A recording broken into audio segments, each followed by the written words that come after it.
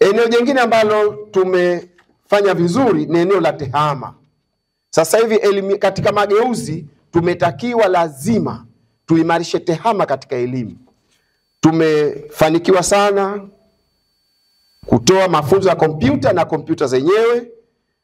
Kwa mfano kompyuta hizi desktop tumetoa kompyuta F302. Laptop tumetoa laptop 1005. Vishkwambi tumetoa 6193. Na kazi hiyo bado inaendelea. Lakini kubwa zaidi ambayo tunalifanya katika kuimarisha tehama katika elimu ni kuziunga skuli zetu na mkonga wa taifa, ili tusiwe na shida katika masala ya internet. Mafunzo tumetoa kwa walimu na tunaendelea na zoezi hilo.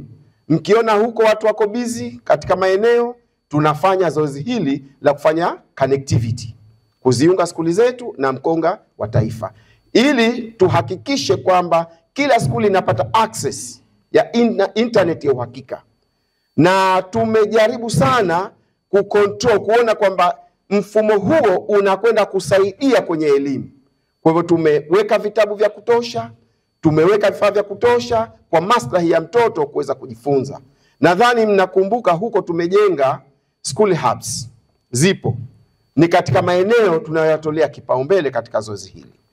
Lakini pia upande wa samani, kuondoa wanafunzi kukaa chini. Kazi hiyo inaendelea. Kwa sasa tunafanya vizuri. Tunaendelea kugawanya samani kwa skuli za mijini na vijijini. Lakini eneo la ajira ya walimu, sababu huwezi kufanya yote haya kama hujamwajiri mwalimu, kama hakuna mwalimu. Kwa hivyo ajira kwanza tumezingatia kwa makundi yote, level ya sekondari, level ya primary, level ya pre-primary, lakini tumeangalia pia na eneo la wanafunzi wenye mahitaji maalum.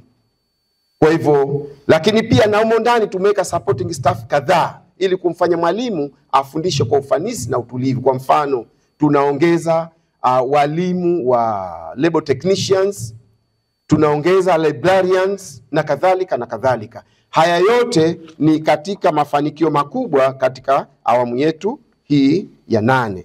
Kwa sasa walimu wapya katika ikama ya Wizara ya Elimu ni zaidi ya walimu 3500 katika kipindi hichi. Hii ni ikama mpya katika Wizara ya Elimu.